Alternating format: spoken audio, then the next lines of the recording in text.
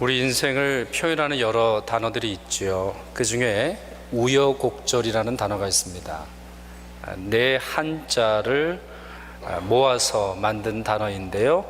애둘 우자, 남을 여자, 굽을 곡자, 꺾을 절자, 네 개의 한자를 통해서 인생을 표현하고 있습니다. 이 단어는 길이 이리저리 굽고 또 변화무쌍한 것을 상징하는데요. 참 우리 인생살이를 잘 보여줍니다. 우리도 살다 보면 늘 행복할 것 같은데, 늘 성공할 것 같은데, 늘 건강할 것 같은데 어느 순간에 보면 또 불행이 찾아오고 아픔이 있고 눈물이 있습니다. 그리고 그냥 늘 이렇게 그냥 요 모양으로 지낼 것 같은데 또 풀리는 것을 보면 참 희한합니다. 참 희한합니다. 변화무쌍하고 우리 인생이 세옹지마 같다, 우여곡절 같다, 그렇게 말할 수 있습니다. 오늘 우리가 그 한 여인을 봅니다. 우여곡절의 삶을 살았던 한 여인을 봅니다. 그 여인은 남편을 잃은 과부였고요. 아들 하나 잘 키워서 행복하게 살아보려고 했는데, 그러다가 엘리야를 만나서 사는 걱정, 먹는 걱정을 해결합니다. 그러니 참 얼마나 좋습니까? 하나님께서 기적을 베풀어 주셔서 통에 가루가 마르지 않게 하시고 병에 기름이 떨어지지 않게 하셨어요. 먹을 것을 확보했어요. 얼마나 행복해요. 얼마나 행복해요. 얼마나 삶이 평안하겠습니까? 그런데 그녀에게 우여곡절, 환난, 아픔이 찾아왔습니다. 그 사랑하는 아들이 병에 걸려서 며칠 시름시름 앓다가 숨이 끊어져 죽었죠. 급기야 그녀는 이 일의 원인을 찾기로 했습니다. 행복할 줄 알았던 삶이 갑자기 왜 불행하게 되었나? 이건 분명히 뭔가 이유가 있을 거다 찾기 시작합니다. 오늘 본문에서 두 가지를 우리가 찾아볼 수 있는데요. 첫째는 그녀는 자기 안에서 그 원인을 찾으려고 했습니다. 그녀가 엘리야에게 하는 말을 보세요. 당신으로 인해서 내 죄가 기억이 나게 됐습니다. 당신이 나와 무슨 상관이 있는데 우리 집에 오셔서 이 일을 하게 하셨습니까? 하면서 내 죄를 기억하게 됐습니다라고 말합니다. 그런 걸로 봐서는 그녀, 이 엄마의 마음에는 이 아들의 죽음은 나 때문이다 라고 생각을 했던 것 같아요. 영어로는 inward, 자기 안으로 향하는 어떤 문제, 자기 안으로 향하는 자기 안에 상처를 내는 어떤 그러한 마음이 있었던 것 같습니다. 둘째는 조금 전에도 말씀드렸습니다만 엘리야 때문이다. outward, 당신 때문이야. 당신이 우리 집에 들어오고 나서 이 일이 생겼어 라고 말한다는 거죠. 이건 우리의 모습이기도 하죠. 여러분은 어떠세요? 여러분은 문제가 생기면 누구부터 문제를 찾습니까? 사실 우리도 대부분 내 문제, 나 때문이야, 내 죄 때문이야. 그리고 아주 본능적으로 남에 대한 원망이 솟구쳐 오르죠. 예를 들면 우리 한국 사람들이 잘 쓰는 말이 있죠.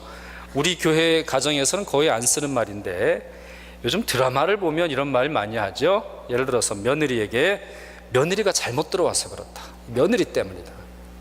우리 아들이 뭐가 문제가 있는데 이 며느리가 잘못 들어와서 그렇다. 부모 잘못 만나서 그렇다. 부모 때문이다. 또 남편 때문이다. 그 미스터 김하고 결혼을 했으면 이런 일이 없었는데 왜 내가 미스터 리랑 결혼을 해가지고 이런 일을 겪느냐. 남 때문이다. 본능적으로 찾아냅니다. 지금 이 여인도 그랬던 것 같아요. 그럴 만도 하죠. 상황이 행복하리라고 여겼고 예언자가 찾아와서 먹을 거를 해결해 줬음에도 불구하고 사람이 죽는 일이 있었어요. 이게 보통 큰일이 아니니 그 원인을 찾아볼 만도 합니다. 그러나 이것은 성경적이지 않아요. 전도서 3장을 보면 모든 것에 때가 있다 솔로몬이 말하죠. 그러면서 결론적으로 이런 말을 하고 있습니다. 하나님이 모든 것을 지으시되 때를 따라 아름답게 하셨다. 하나님께서 모든 것을 때를 따라 지으시고 때를 따라 아름다운 삶을 주셨어요. 청년의 때는 청년의 아름다움이 있어요. 노년의 때는 노년의 아름다움이 있는 거예요. 예를 들어서 청년의 때는 주름살 하나도 없이 그냥 팽팽한 아름다움이 있고 60대, 70대, 80대가 되면은 주름살의 아름다움이 있어요. 굳이 우리 자매님들 피려고 하지 마세요. 그 때에 맞는 아름다움이 있어요. 하나님이 때를 정하셨고 우리는 그 때에 맞는 아름다움을 추구하는 거예요. 그럼 그 추구하는 게 뭡니까? 말씀이 계속 이렇게 돼요. 또 사람들에게는 영원을 사모하는 마음을 주셨느니라. 이게 핵심이에요. 이게 핵심이에요. 우리의 마음속에 하나님이 어떤 마음을 주셨는데 영원한 것을 사모하는 마음을 주셨어요. 그런데요, 그 다음 말씀이 이렇게 되는데 참 놀라워요. 그래서 그러므로 따라서가 아니라 그러나 하나님이 하시는 일의 시종을 사람으로 측량할 수 없게 하셨느니라 라는 말씀이 나와요. 그러니 이 짧은 문장 속에서 우리는 귀중한 세 가지 교훈을 발견할 수 있죠. 첫째, 때는 하나님의 것이다. 둘째, 우리는 그 때에 적합한 아름다운 삶을 살아야 한다. 세 번째, 우리는 그 때가 무엇인지 모르고 산다. 이게 참 우리의 연약함인 거예요. 이게 연약함이에요. 내가 지금 웃을 때인지 울어야 될 때인지 잘 몰라요. 내가 지금 살려달라고 기도해야 될 때인지 아니면 주님 앞에 갑니다라고 기도해야 될지, 제가 요단강 건넙니다 이렇게 기도했지 우리 잘 몰라요. 지금 내가 취해야 될 때인지 내놓아야 될 때인지 몰라요. 이게 우리의 연약함이에요. 그럼 이 연약함 속에서 그저 그런 삶을 살아가야 할까요? 아니죠. 다시 그 중간에 있는 말씀, 영원함을 사모하면서 비록 내 인생의 앞에 놓여진 이 행복과 불행의 원인을 모른다 할지라도 하나님의 은혜가 있음을 믿고 그분을 신뢰하면서 한 걸음 한 걸음 나아갈 뿐이에요. 근데 이 여인이 그와 같은 믿음을 잃어버려요. 이방인이니까 어떻게 보면 당연하다고 말할 수도 있겠지만 그래도 엘리야를 통해서 처음 가졌던 신앙에 덜컥 문제가 생겨요. 우리말로는 시험에 들은 거예요. 쭉 미끄러지면서 큰 시험에 들고서는 하나님께 열어놓았던 창을 닫아버립니다. 이런 과부를 향해서 엘리야는 아무런 변명을 하지 않아요. 논쟁하지 않아요. 설명도 하지 않아요. 오직 하는 것은 뭐예요? 그 아이 내게 주시오. 그 아이를 내게 주시오. 지금 이 여인이요, 이 아들을 이제 막 죽은 아들의 그 시신을 안고 아주 부둥켜 안았던 것 같아요. 제가 예전에 한번 너무 놀라운 사진을 본 경험이 있는데, 예전에 우리 중국의 스촨성이라고 하는 데서 지진이 났어요. 그 어떤 남편이 아내를 잃었습니다. 그래서 이제 아내가 사망하게 됐는데 그걸 못 받아들이는 거예요. 그래가지고 자전거에 아내의 시신을 뒤에 싣고서 자기 몸에다가 줄을 이렇게 동여 매고는 타고 다니는 거예요. 아내의 죽음을. 이게 부둥켜 안고 지내는 거예요. 그러니까 이 여인도 아마 그랬을 것 같아요. 아니, 행복할 줄 알았던 삶이 도대체 불행으로 바뀐 이 원인, 이게 무엇입니까? 물을 뿐만 아니라 이거를 그냥 끌어안고 살아가는 거예요. 끌어안고. 우리도 보면 그렇잖아요. 우리가 어떤 불행에 빠졌을 때, 아니 마음속에 상처가 있을 때 그걸 툴툴 털지 못해요. 그걸 그냥 끌어안고 이렇게 살아가요. 그냥 원망을 끌어안고 살아가요. 오늘 보니까 우리 중고등부 아이들이 예배 끝나고 밖에 나가서 뭘 하던데 빨간 풍선을 이렇게 줄에 매고서는 날리려고 그러더라고요. 그래서 니네 뭐 하는 거냐 그랬더니 걱정과 근심을 날려보내는 날이래, 오늘. 그래서 제가 뭐라 그랬냐면, 야, 니네 걱정은 사라지겠지만 쓰레기는 남겠다, 야. 이제 그렇게 얘기를 했어요. 근데 어떤 분들이 그러세요. 아니, 애들이 무슨 걱정이 있다고. 청소년기에 무슨 걱정이 있다고 저걸 날려보내. 나름대로의 걱정은 있는 거예요, 나름대로. 근데 그렇게라도 날려보내면 행복한 삶이에요. 사실 우리 대부분은요, 그냥 상처를 끌어안고 살아가요. 예? 그 불행의 사건을 끌어안고 살아가요. 해석도 못하고 이해도 못하고 원인도 모르는 그 일들을 그냥 끌어안고 살아간단 말이에요. 주님께 맡기고 아니면 어떤 일에 맡기고 자기의 삶으로 돌아오면 되는데 그렇게까지 자전거 뒤에 죽은 아내의 시신을 끌어안고 살아간단 말이에요. 지금 여인이 그랬던 것 같아요. 엘리야가 그게 딱 하니까 뭐라고 말해요? 그 아이를 달라 해요. 영어로는 Give me your son. Give me your son. 달라 해요. 무슨 말입니까? 당신의 아픔, 당신의 불행, 당신의 고통 전부를 나에게 주시오. 나에게 주시오. 당신은 그 손을 내려놓고 그 아이의 시신을 나에게 주시오. 이거는요, 내가 어떻게 좀 해보겠습니다 라고 말하는 것 이상이에요. 내가 어떻게 좀 해보겠습니다 라는 말은 이상으로 그녀가 갖고 있는 전 아픔을 자기애로 끌어오고 있는 거예요. 이런 사람을 우리가 선지자라고 해요. 선지자는 앞날을 안다라는 뜻에서 예언자라고 말하지만 그거의 핵심이 아니에요. 선지자의 핵심은 사람들의 마음에 아픔이 있음을 송두리째 자기에게 가져오는 거예요. 선지자는요, 예언자는 세상의 아픔에서 뒤로 물러나가지고 편안한 데서 기도하는 사람들이 아닙니다. 그들은 동굴을 좋아하기 때문에 가는 게 아니에요. 그들은 시냇가에 가고 싶어서 간 것이 아니에요. 하나님의 특별한 보호하심과 숨김의 역사가 있었지만 그들의 마음의 전부는 세상의 근심과 걱정이 하나님 앞에서 어떻게 해결될 것인가를 고민하면서 나아가는 것이죠. 아이의 시체를 안는 것, 어머니의 아픔을 송두리째 자기로 가져가는 것, 이것이 선지자의 마음이고 이것이 성도의 마음이고 이것이 교회의 마음이 되어야 합니다. 엘리야는 그 아이를 이제 자기 방으로 데리고 가서는 자기의 침실에 눕히고 간절히 기도합니다. 위대한 기도를 드립니다. 그리고 하나님께서는 그 기도를 들으시고 응답하셔서 그 아이가 다시 살아나게 하시죠. 그리함으로 말미암아 이 엘리야가 하나님을 믿는 자가 누릴 수 있는 가장 아름다운 이 기도의 능력을 얻었을 뿐만 아니라 하나님이 살아계시다고 하는 사실을 그 사람들에게, 그 여인에게 전하게 되죠. 이 시돈이라고 하는 것, 계속 오늘까지 이제 시돈에 대해서 설교를 드립니다만 이 땅이 레바논이에요. 레바논. 근데 레바논은 지금도 이 중동 지역에 크리스천이 많은 마을 중에 하나예요. 많은 도시 중에 하나입니다. 근데 그 믿음의 이유, 그 신앙이 그 주변에 있는 우리 이슬람, 아주 강력한 이슬람으로 둘러싸여 있음에도 불구하고 신앙을 지켰던 이유, 사실 바로 여기에 있어요. 여기에 있어요. 신앙의 시작이 견고한 기도, 믿음의 기도, 놀라운 역사하는 기도에 그것이 시작되었기에 아직도 그 전통이 유지되고 있는 것이죠. 그렇다면 엘리야는 도대체 어떻게 기도를 했을까요? 엘리야의 기도에 뭐가 있길래 하나님이 그렇게 놀랍게 응답하셨을까요? 몇 가지가 있습니다만 두 가지만 설명을 좀 드리죠. 첫째, 엘리야는 공감의 기도를 드렸어요. 공감. 21절을 보시면 아주 좀 독특한 행동이 나오죠. 여러분 21절 한번 보세요. 우리 성경에 21절 보시면 그 아이 위에 몸을 3번 펴서 엎드리고 여호와께 부르짖어 이르되 라고 말합니다. 여러분 상상이 되시죠? 어떻게 했는지.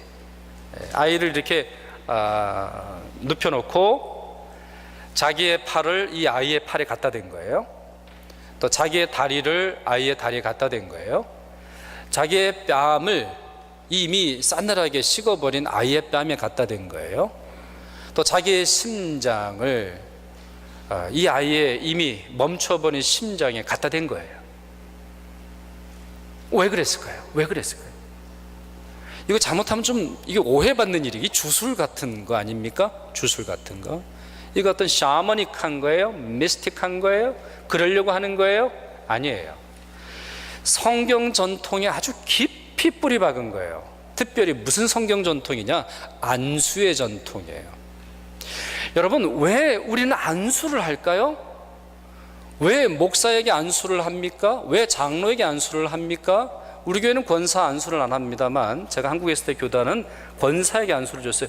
왜 안수를 줍니까? 그것은 공동체의 무거운 짐이, 공동체가 갖고 있는 기도가, 공동체, 우리 교회의 멤버들의 삶이 교회 지도자들에게 온다라고 하는 뜻이에요. 또 하나 예를 들어 볼까요? 여러분, 왜 이스라엘 백성들은 제물을 드릴 때 안수했을까요? 속죄제를 드리는데 왜 안수를 합니까? 왜 머리에 안수를 합니까? 양을 잡는데 왜 안수를 합니까? 내 죄가 제물에게 옮겨가기 때문이죠. 그래, 안수는 권위의 상징이 아니라 일치의 상징이에요. 절대로 권위의 상징이 아니에요. 우리 한국교회의 잘못된 신학 사상 중에 하나가 이건데, 내가 안수받은 자인데 so what? 그 핵심이 뭐예요? 구약 전통과 신약 전통에 하면 바로 그거예요. 공동체의 짐이 가는 거예요. 여러분, 예수께서 왜 우리에게 구주가 되세요? 무거운 짐 진 자들아 다 내게로 오라라고 말씀하시잖아요. 왜요? 내 짐을 그분이 지시기 때문에 아닙니까? 나를 다스리시기만 하시는 것이 아니라 내 짐을 송두리째 가져가는 분 아니십니까? 그러니 이 안수가 피부의 접촉, 손의 접촉, 몸과 몸이 만나는 접촉을 통해서 이루어지고 있는데, 지금 엘리야는 그걸 적극적으로 하는 거예요. 죽은 이 아이, 혼이 떠난 아이, 싸늘하게 시체로 변한 이 아이의 운명, 우리 입장에서는 어떻게 할 수 없죠. 그러나 공감, 통감, 동감, 이 죽음의 현실을 자기에게로 가져오는 놀라운 기도를 드리고 있어요. 이것을 다른 말로 긍휼의 기도라고 부를 수 있어요. 여러분, 긍휼이라고 하는 말은 예수님의 사랑을 표현하는 가장 좋은 단어 중에 하나예요. 이 긍휼은 묵상하면 묵상할수록 너무 놀라워요. 왜 그렇습니까? 이 긍휼의 영어 단어는 compassion이에요. 벌써 제가 수십 번은 아니래도 수없이 여러 번 말씀을 드리는데, compassion은 with라고 하는, 함께라고 하는 come과 고통, 아픔이라고 하는 passion이 함께 결합된 단어예요. 그러니 긍휼은 뭐예요? 긍휼은 단순히 값싼 동정이 아니에요. 긍휼은 가난한 사람, 연약한 사람을 보면서 혀를 차고 아이고 불쌍해라 이렇게 말하는 게 아니에요. 그의 아픔을 함께 하는 거예요. compassion이라고 되어 있어요. compassion, 그 아픔에 동참하는 거예요. 그러니 예수가 너무 소중한 거예요. 여러분, 마태복음 1장에 예수님의 첫 이름이 뭡니까? 임마누엘 하나님이에요. 임마누엘, 우리와 함께 하시는 하나님. 우리를 찾아오셨다가 몇 가지 도와주시고 가시는 하나님이 아니라 우리와 함께 하신 하나님. 정말 놀라운 고백이에요. 우리의 생각으로는 도저히 풀리질 않습니다. 우리와 같은 죄악의 삶에, 우리와 같은 눈물 흘리는 삶에 예수께서 함께하고 계시죠. 이 기도는 다른 말로 중보기도라고 합니다. 중보기도, intercession이라고 하죠. inter, with라고 하는 말이에요. between이라고 하는 말이에요. 양쪽 사이에 함께하면서 하나님과 죄인의 사이를 연결시켜주는 게 intercession이라고 해요. 바로 이 기도를 엘리야가 드리고 있는 거예요.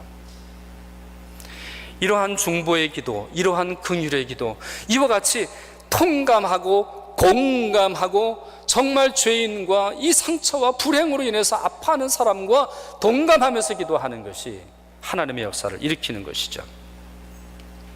저는 그런 점에서 이번 단기 선교팀 뿐만 아니라 우리 모든 선교팀이 이 사실을 기억하셔야 돼요. 여러분, 우리가 단기 선교 가는 중요한 이유가 있어요. 그들의 아픔에 함께 참여하고자 함이에요. 돈만 보낼 거면 돈만 보내면 되죠. 기도만 할 거면 기도만 하면 되겠죠. 근데 왜 가야 합니까? 동감, 통감, 공감하려고 함이에요. 그 아픔의 한가운데서, 그 고통의 한가운데서 기도하는 역사를 하나님께서 좋아하시기 때문이에요. 두 번째, 엘리야는 아주 열정적인 기도를 드리고 있어요. 그리고 아주 담대한 기도를 드리고 있습니다. 20절과 21절에 반복되는 말이 있어요. 하나님께 부르짖었다 말해요. Cry out, cry out. 아주 부르짖었어요. 이것은 소리를 높여 기도한 것이 아닌, 물론 그것도 당연히 맞겠습니다만, 그 마음의 간절함을 말해요. 그 마음의 간절함. 여러분, 우리 주여 삼창기도 우리 해보죠. 주여 삼창이 뭔지 아시죠? 손을 들고 주여 하는 게 있어요. 주여. 이건 그냥 제 경험이니까, 원칙은 아니니까, 진리는 아니니까. 제가 강남에 있는 교회 가서 한번 그런 적 있어요. 진짜 큰 교회. 제가 있던 교회에서 진짜 크고 근데 그 교회에서 주여 삼창을 하더라고요. 그래서 이게 어떻게 하나 했더니 어떻게 하냐면 주여 주여 주여. 여러분 이게 주여 삼창이에요? 맞긴 맞는 거예요. 주여 3번 불렀으니까. 주여 주여 주여. 별로 안타까운 마음이 없어요. 그래 통성기도 한다 그러더니 그게 통성기도예요. 제가 소리를 말하는 게 아니에요. 복 바치는 게 없는 사람들이에요. 진짜 복 바치는 게 없는 사람들. 마음에 뭐 풀 게 없어요. 뭐라 풀려 있으니까 그냥 뭐 삶이 행복하고 모든 게 잘 되니까 주님 부르질 일 없다고요. 근데 여러분 병원 같은 데 가보세요. 병원 같은 데 가보세요. 정말 가난한 사람들의 예배를 드려보세요. 여러분 원주민 마을 가보세요. 여러분 선교지를 가보세요. 주여 삼창하자면 어떻게 할까요? 어떻게? 제가 목이 오늘 상할까 봐 안 하겠는데 주여 한다고요. 그냥 주여 주여 이렇게 보면 그 사람들이 와서 보면 웃을 거예요. 뭐 기뻐 찬양하세요. 우리 기뻐 찬양하세요. 기뻐 찬양하세요. 뭐 우리 이렇게 부르죠. 난리도 아니에요. 여러분 그 열대 뜨거운 데서 막 춤을 추고 한다고. 왜 그래요? 그 마음속에 주님이 아니고는 해결할 수 없는 것이 있기 때문이 아니에요. 그러니 그 기도가 열정으로 솟구치지 않을 수 없어요. 역글좀 솟구치지 않을 수 없죠. 지금 엘리야는 그렇게 솟구쳐서 정말 자기 일이 아니잖아요. 이 아이가 자기의 아이가 아니잖아요. 그런데 통감하고 공감하고 함께함으로 말미암아 그가 최선을 다해서 기도하고 있어요. 뿐만 아니라 담대하게 기도하고 있어요. 그가 기도한 내용이 뭡니까? 이 아이 다시 살려달라는 거 아닙니까? 전무후무한 일이죠. 이런 경우가 없었잖아요. 이런 경우가 없었잖아요. 사실 우리도 그렇잖아요. 우리도 뭔가 해보려고 그러면 그런 경우가 없었는데요. 우리 이 말 참 자주 해요. 우리 뭐 해봅시다. 우리 가정에서라든가 우리 스스로 그런 경우 보지를 못했는데요. 근데 왜 엘리야는 이 기도를 드리고 있는 겁니까? 그가 섬기는 하나님의 담대함을 보았기 때문이에요. 전능하심을 보았기 때문이에요. 그가 섬겼던 여호와 하나님의 놀라운 은혜를 그가 알았기 때문이에요.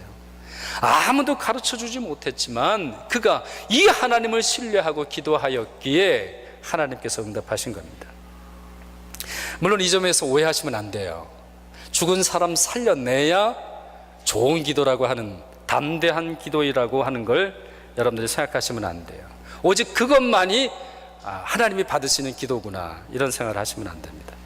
지난주인가요? 우리 비 오는 거에 대해서 제가 설교를 했더니 공교롭게, 아니죠, 우리 2주 전이죠. 공교롭게 제가 가는 곳마다 비가 내려가지고 저보고 빨리 기도하라고, 비를 좀 멈추라고. 그래서 제가 좀 쉽지 않은 일이 있었는데, 여하튼 비를 멈춰야 신령한 목사입니까? 죽을 병이 막 그렇게 벌떡벌떡 막 일어나야 됩니까?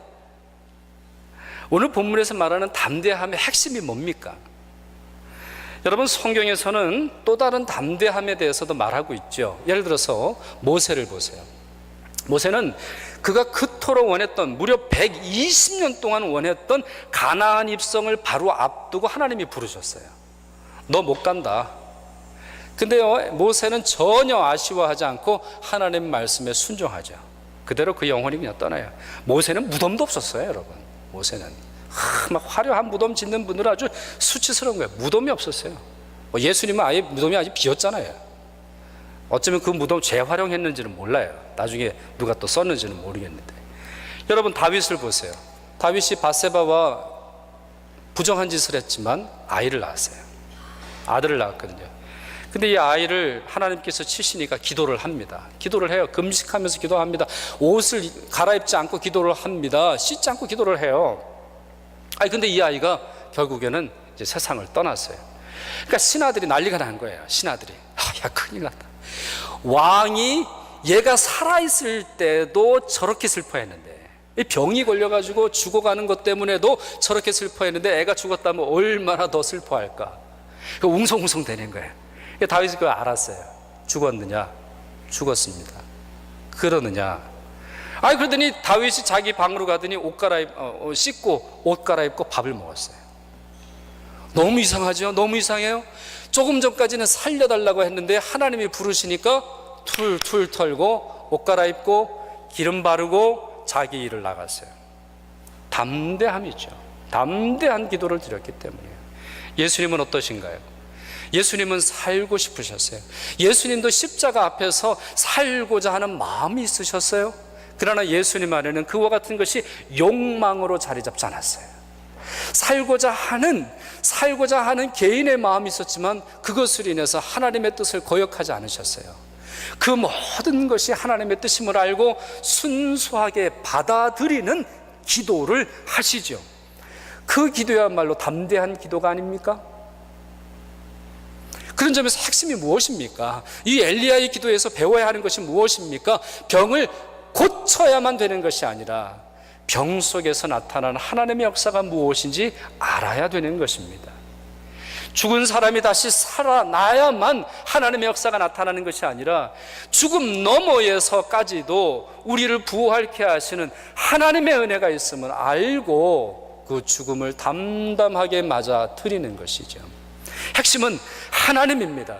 핵심은 우리의 기도, 우리가 소망하는 것, 우리가 바라는 것, 우리의 기도를 통해서 이루어지고자 하는 것이 바로 하나님인 것을 알고 그것을 위해 기도하는 것이 바로 담대함의 기도인 것이죠. 여러분, 말씀을 정리할까요? 인생에는 우여곡절이 있습니다. 인생에는 우여곡절이 있어요. 없으리라고 생각하는 분은 너무 낭만적인 삶을 사시는 거예요. 우리 영어 조크가 있습니다. 우리 라임이라고 하죠. 단어를 반복해서 하는 말이 있는데 결혼하려고 하는 사람에게 4가지 링이 있어야 된대요. 첫 번째, engagement ring, 약혼 반지예요. 두 번째, wedding ring, 결혼 반지죠. 세 번째, suffering, 고통이에요. 네 번째, enduring, 참는 거래요. 결혼 생활에는 suffering이 있어요. suffering 없는 결혼 생활을 원하는 경우는 그거는 말도 안 되는 거예요. 진짜 결혼할 준비가 되지 않은 거예요.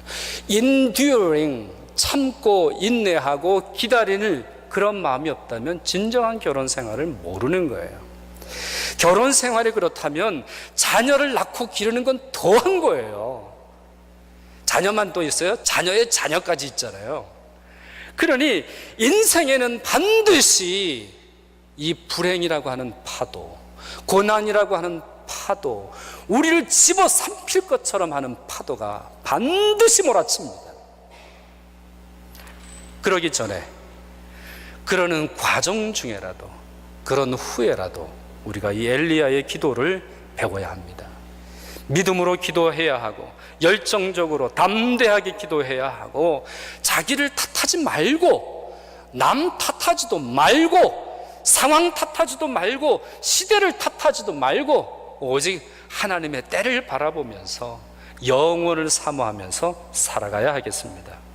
그리고 나 자신만을 위해서 기도하는 것이 아니라 우리 주위에 있는 많은 사람, 이 엘리야처럼 정말 3번이나 이 아이의 몸에 자기를 펴서 기도할 정도로 이 세상의 아픔, 수많은 사람들의 눈물, 그들의 상처와 고통을 함께 공감하며 다른 말로 긍휼의 마음을 품으며 중보하는 삶을 살아야겠습니다. 그럴 때 하나님께서 우리의 기도에 응답하실 줄 믿습니다. 그럴 때 비로소 우리 교회를 세우시는 하나님의 기쁨이 있는 줄 믿습니다. 그럴 때 여러분 가정을 부르시고 여러분 가정에게 이와 같은 비전, 이와 같은 기도의 능력, 이와 같은 기도의 가능성을 주신 하나님의 놀라운 역사가 더욱 증거될 줄 믿습니다. 기도하겠습니다.